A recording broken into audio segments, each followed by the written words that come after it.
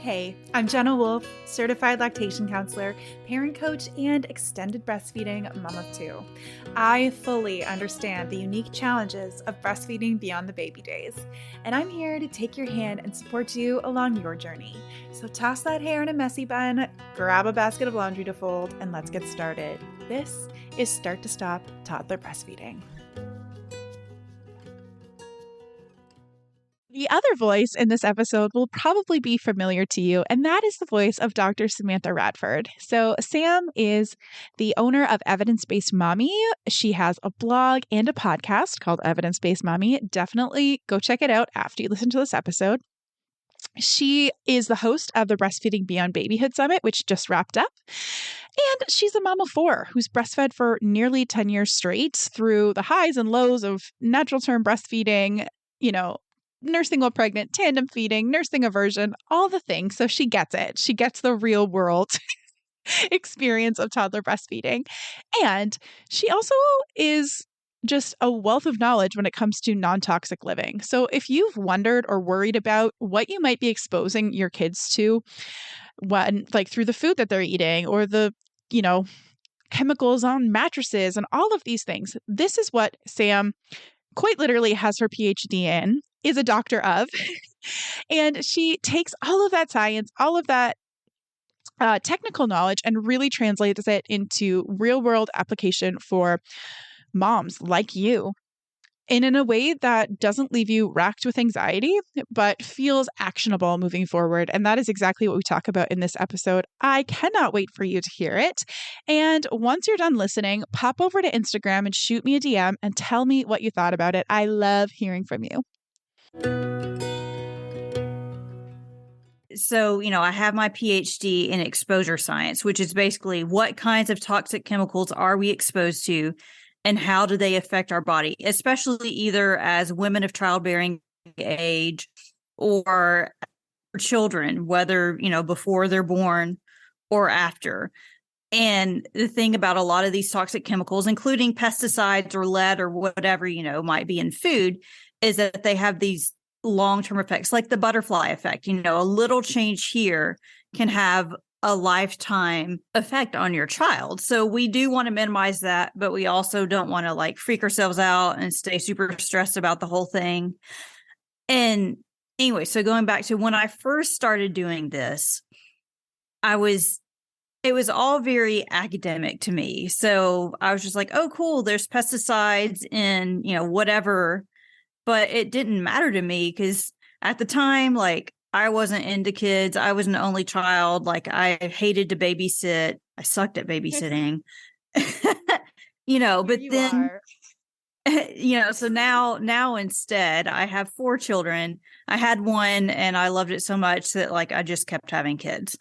So once I did have that first child, like you said, all of a sudden, it became very real, all these things that I was writing journal articles about or whatever, actually affected, me and my kids. So it is interesting to have, this kind of perspective on it, I guess.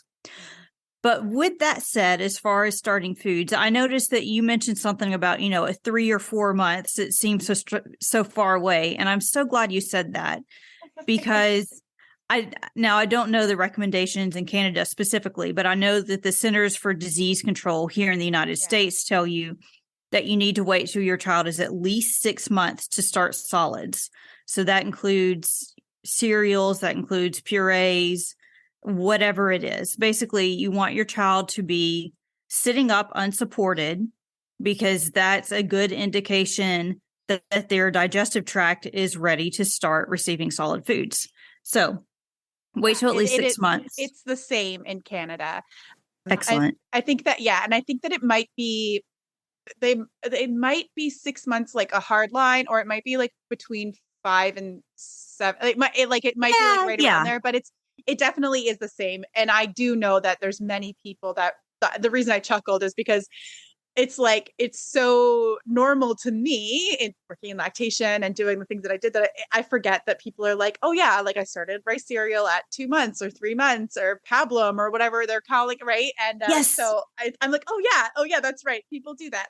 My brain Forgot. So I did this whole deep dive on rice cereal, and I was like, well, how did they develop it? And you mentioned pablum, and I'm like, aha, like that's they started it in Canada, and at the time it's like a life-saving thing, but now it's unnecessary. It's a whole thing. But yeah, let's like really briefly talk about why let's not do the rice cereal at 2 months. Besides the fact that like your baby doesn't need it and it can cause tummy upset and all of that, rice, we're talking about toxic chemicals. Rice is actually really bad for having arsenic in it. So rice is grown on a flooded paddy, and back in maybe like the 50s or so, we used tons of chemical pesticides on rice paddies, and a lot of them included arsenic in them. And the problem is we can't like go back and undo that. So we can't just like suck all the arsenic out of the soil. It's just sort of there. And so whether you get like organic rice or you get, regular, what I would call conventional rice, whatever kind of rice you get, it's going to have arsenic in it. And that doesn't mean that you can never, ever, ever eat rice. But at the same time, you don't want for your baby's only food sources to be, breast milk and or formula and this thing that contains a lot of arsenic. So there's no reason to use it at this time. It used to be when back in the days of pablum that the formulas that they had didn't have enough iron, didn't have enough other nutrients. And so the pablum kind of helps support. But now if you're breastfeeding, of course, your baby's getting everything they need. And if you're using formula, they've made it good enough so that you don't have to have like the rice cereal to complement it. So you can just skip the whole rice cereal thing entirely. Yeah. And I think that that's like a helpful point to make, that like it doesn't, like that kind of like the poison is in the dose. And when you think about it, when your baby's like entire diet is consisting of formula or breast milk and then simply rice. And when you look at, and I know we're talking about rice cereal, but when you look at those first starting foods, like so many of them are just rice. Like it's all rice flour. It's like the little melty things and, like the little snacks, all those. The puffs and all that stuff. Exactly. Yes. So it's like rice. Like generally speaking, and I know we can get into this, but like small doses of little tiny bits of things when you're eating a very varied diet, like isn't particularly impactful. But then when your baby is literally eating just rice, that arsenic becomes like super, super important to be aware of, right? Yeah. So I'm glad you mentioned like skipping the puffs, skip the teething biscuits, because again, they want to make sure that your kids don't choke on them. So they make them to where they just like dissolve really easily. Rice is really great for that. So if you've ever eaten a rice cake, you know how it just sort of like disappears in your mouth.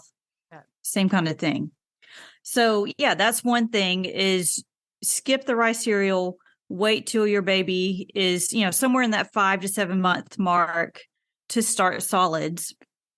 And once you get there, feed them a varied diet, whether you choose to do purees or baby led weaning. That's like a whole nother issue. Right. I did baby led weaning, that's what worked for our family.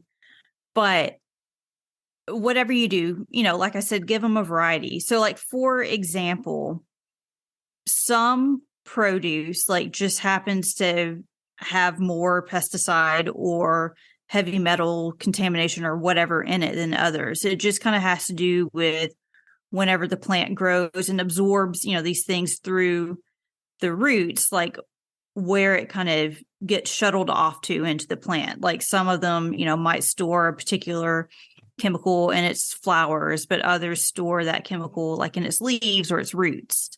So, for example, a really common first food for babies would be sweet potatoes, because obviously it's sweet. So, it tastes good. It's easy, whether you're doing puree or you're doing baby led weaning.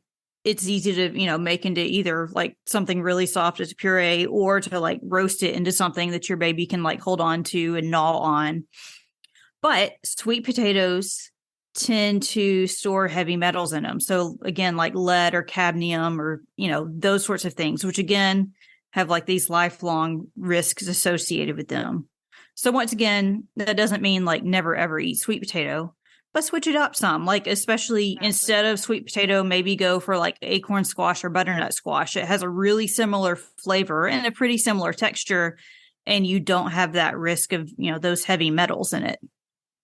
Right. Yeah. I think that like when I was beginning to like learn about these things. I mean, of course, you hear about these things like growing up even and whatnot. And like it wasn't like a new thing. But when I started really looking at it, I definitely started to realize, okay, the key is not to panic about one particular thing having something in it. It's because ultimately everything has something that could be Yes. problematic, but it's obviously there's certain ones that are much more problematic than others. And also, it's more that if you're eating that same thing all the time, then it's just like you're just consuming so much of it that now it's like, okay, that's a problem. So if your whole diet is rice, like my mom and my sister are celiac, and so like that's become like a very important thing because rice is like a huge substitute for wheat flour. Mm-hmm. So being conscious and mindful of that to switch up the flour sources.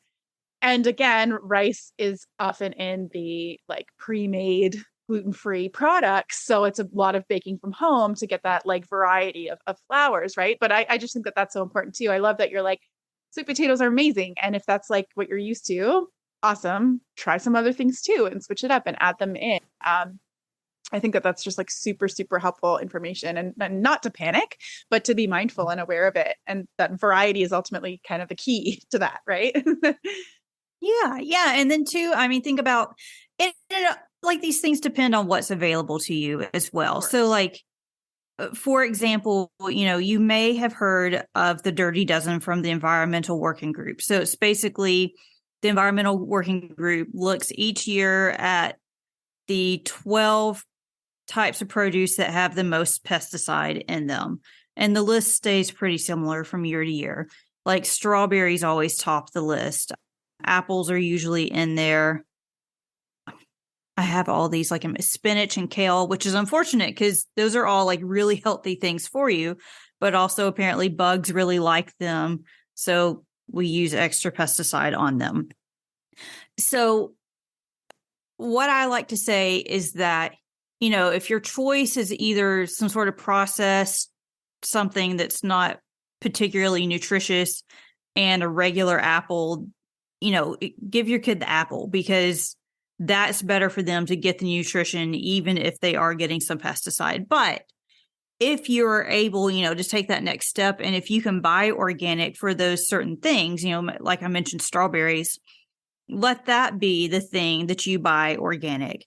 And then the Environmental Working Group also has another list that they call the Clean 15. So these are produce that don't have a lot of toxic chemicals in them, like just the way that they're grown, it's not as much of a problem. So for example, I think onions is on that list. So don't, spend all your money on organic onions or whatever it is on that list.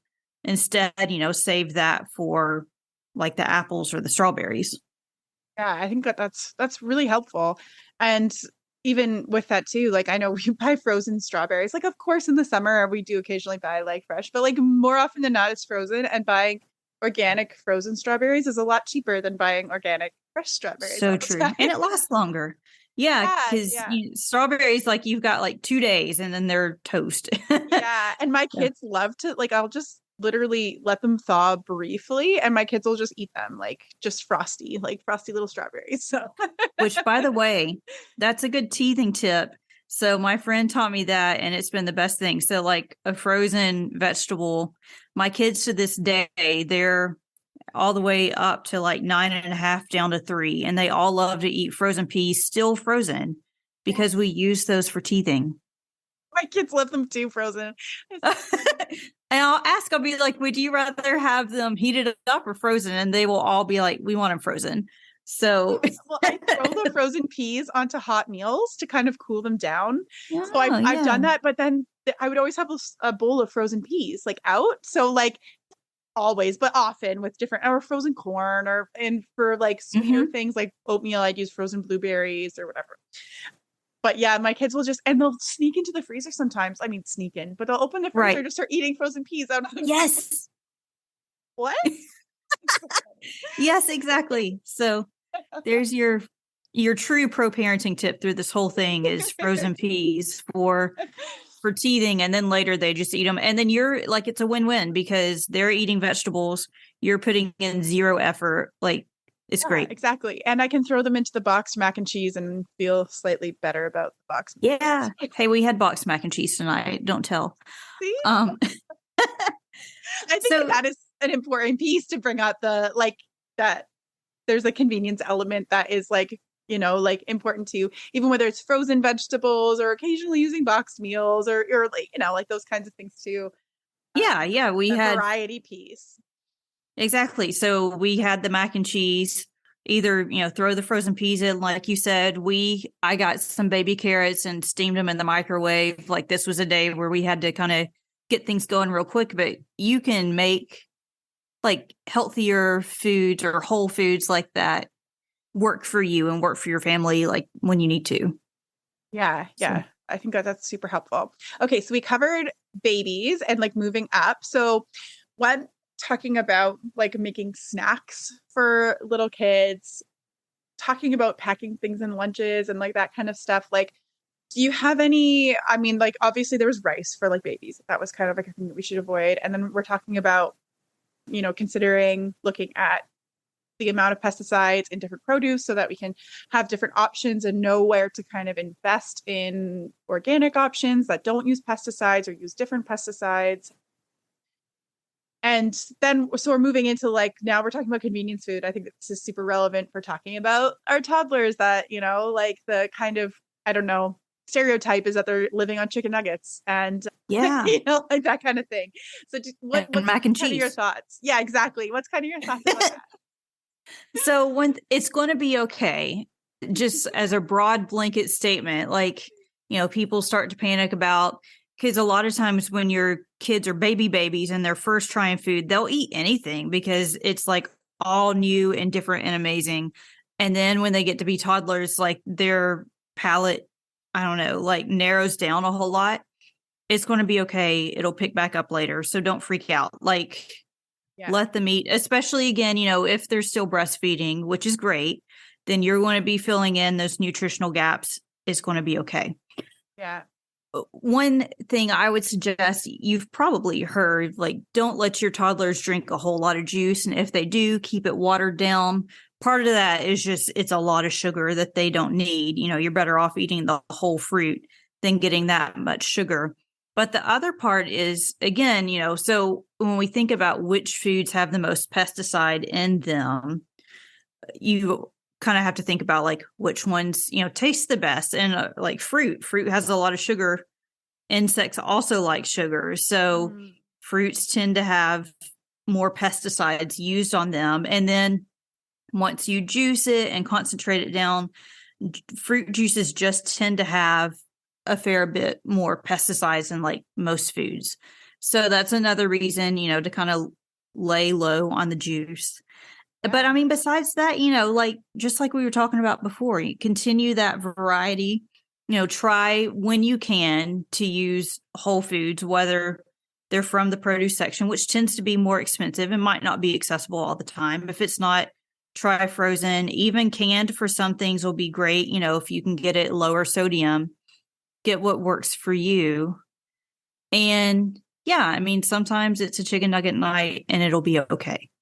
Yeah, I think that that's so important too. And something I see a lot with like specializing in parents who are breastfeeding toddlers is that picky eating and then the uptick in breastfeeding and the kind of lowering of the solid foods. They start to panic and feel like breastfeeding is almost to blame for it. But I really like that reframe of like, actually, this is normal. And the fact that you're breastfeeding normal means that you are filling in those nutritional gaps for them that might be happening from, like just less variety of their solid foods or, less eating of it. And that's the breastfeeding is not the problem there. It's actually no. And I mean, that's not something that's exclusive to breastfeeding children, because I saw, it's been 5 or 6 years ago, but I remember seeing a commercial and being appalled. There was a commercial for toddler formula, like specially marketed for toddlers. And I was like, why? And then I was like, oh yeah, because they're not being breastfed. And so they're, the whole thing we were talking about, like worrying about those nutritional gaps, like That's why. Yeah. So, I mean, it's going to happen, whether you're breastfeeding or not. And there will be someone there, ready to try to catch you when you fall and market you a thing to fix it. Absolutely, absolutely. And I really liked that like kind of thought about juice too. I think that a lot of times we see the made with real fruit juice and we think that's got to be healthier. That's what they're using to at least market to you to say that it's healthier. But it's really interesting to think, oh yeah, but it's concentrated, so it's going to be, especially if they're using it for sweetening. So perhaps the imperfections or the things that we wouldn't love about a fruit are going to be concentrated as well, like potentially. Yeah, that's true. And even, I mean, you kind of have to watch like a lot of things that say, they don't have any like no sugar added or something like that. Like say applesauce packets, it'll say that they're no sugar added. They'll also have like condensed apple juice in it, which has a ton of sugar in it. So instead of using, like high fructose corn syrup or cane sugar or whatever, they might just be like concentrating down apple juice to sweeten things. And so these things can have a really high sugar content. We were talking earlier about like those rice puffs or whatever. I remember there's a like baby food type brand who has these like yogurt drop things Yeah. that are like weird freeze dried. Yeah. Those are pure sugar. Like Yeah. there's no need. I've seen they have like these puffs that I remember reading it. They're supposed to be like cheese flavored. And I was like, these are Cheetos. I know. Like these are Cheetos marketed for babies. Like why? Yes, I totally. Gerber has them. Not that I'm Yes, telling them. that's They who have it is. little I wasn't Gerber going to. ones. Yeah, I wasn't going to name the brand, but it's totally Gerber. Oh, well. What are we gonna do? We're not famous enough for anybody to care right now. Not yet. Give it time. Not One yet. day they'll come for us. But I totally know the ones you're talking about. Yeah, I was eating them. I was like, oh, these are good. Yeah, those Like, those yogurt drops are pretty good. Not gonna lie, but yeah, no, totally, totally. And yeah, and I think that that's just important as well to consider, not even that you're like freaking out about the sugar consumption of your kid, that you need to be like panicking, but just to think like, is that necessary? Like, could they, I mean, you get like a plain Cheerio, like it's pretty much just as convenient, and the kid's not really going to know the difference. They're probably less likely to choke on it with the hole in the middle, and it's like, okay, like less sugar there, yes. and whatever it is, right? Like, or to simply just feed them what you're eating, which is what I did with baby led weaning, so maybe I'm just biased, but like just add into the plate in front of them. And I think that actually is too, when you're talking about like the marketing and somebody's there to kind of like fill in that gap. I think that that's kind of what we come to when it comes to toddler snacks and all Oh these yeah. things. It's like it's a whole industry. And I think that in some ways it's convenient, but in a lot of ways I think that they are playing on parents' fears, and they're marketing like, oh, but this is Mm-hmm. natural, and like you need your child to be eating, like in the pouches they just put every possible food into the baby food pouches and the toddler food pouches, right? Like they're like, here, this Yeah. is all the things, and I And think that it's we're like, more oh, expensive. And exactly. because it's like marketed for babies, it must be better for them. So we can jack up the price. But yeah, you're better off. I mean, honestly, I feel like other than maybe the food dye, if you could get like Cheetos that weren't like that weird Right. yellow orange, like you would be pretty much just as well off giving your baby Cheetos as you would like the Gerber Right. cheese puff things, and it would be a lot cheaper. I didn't say that out loud. But I think that it's an important conversation to have, to be honest, because I think that we can feel panicked about like make just analyzing what we're giving our kids so much, and on the flip side just unaware and just kind of like Mm-hmm. going along with the flow and just doing what everybody else is doing or what we see on TV, or when you're walking through the grocery store and you walk through the baby food aisle or whatever, the snack aisle, like it's everywhere, right? Like it's just full of these things that we're being marketed to, right? Like sold to. So it's helpful to kind of come in with at least a little bit. You don't have to be like super crazy, like afraid or like over analyzing, but also just being aware, right? And saying, okay, like, is this really necessary for me? And I think too, a lot of moms, we're talking about like what's available to you and whatnot. And, taking the pressure off of having to buy the marketed baby thing when it is expensive, when it's like, but that's a significant part of my grocery budget. And I don't know how things are where you are right now, Sam, but grocery prices are through the roof here. Oh my So goodness, yes. So, like let's be aware of these things and not feel guilty or bad for buying the frozen fruit or the canned vegetables or whatever it is. And, because they're wonderful. There's great things there to be having. So, Absolutely. Yeah. yeah. Yep. Yeah. So, yeah. Do you have any final thoughts that you kind of want to add into this conversation? I mean, if you're still at that beginning stage where you're trying to figure out what you're going to do as far as starting solids, I have I have my Simply Starting Solids checklist, so it kind of helps you balance that, like getting a variety of foods, knowing which things to avoid, but which things are really helpful, what kinds of shapes are good and like densities are good for, babies just starting solids. So I can give you the link for that if you'd like to share it. Yeah, totally. I'll And definitely make sure it's in the show notes. okay, awesome. So, yeah, I mean, like you said, the biggest takeaway I think is don't stress. It's going to be okay. And because, I mean, like your stress, kind of rubs off on your baby too. Like I always say, stress is, in a way, it's also like a toxic exposure. So, Yeah, it is. do Like what you can. And we then, know that. yeah, Yeah, yeah. I like mean, there are studies that show yeah, long-term effects, which I'm afraid to even say that because then people are going to be like, "Oh God, no, right. I'm Stress too about the stressed, and now it's stress. going to upset my," But no, Right. the point is just do what you can. It's going to be okay. Yeah. Yeah, absolutely. I think that that's super important. I mean, like that's a huge part of the work that I do. And I feel like that's where we complement each other really well is that I come at things from the emotional side, from the, emotional support. So when I say that, I'm like, come work with me. I'll help you with all that stress. We'll get through it. Right.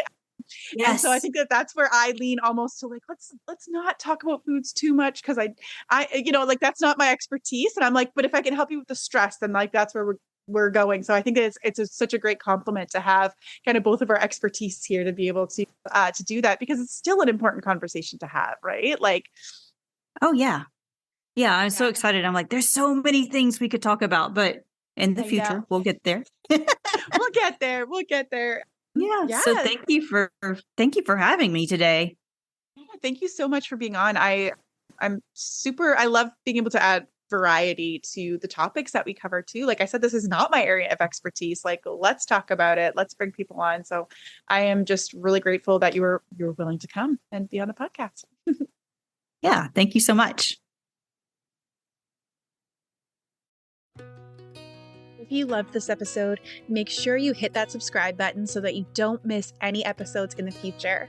Also, check out my breastfeeding toddler communication guide and cheat sheet to learn how to say no to the feed while still saying yes to the need at www.ownyourparentingstory.com/guide. And that concludes another episode of Start to Stop Toddler Breastfeeding. The theme song is Little Balloon by Jenny and Tyler, and it has been a pleasure to share this time with you. I'll catch you in the next episode.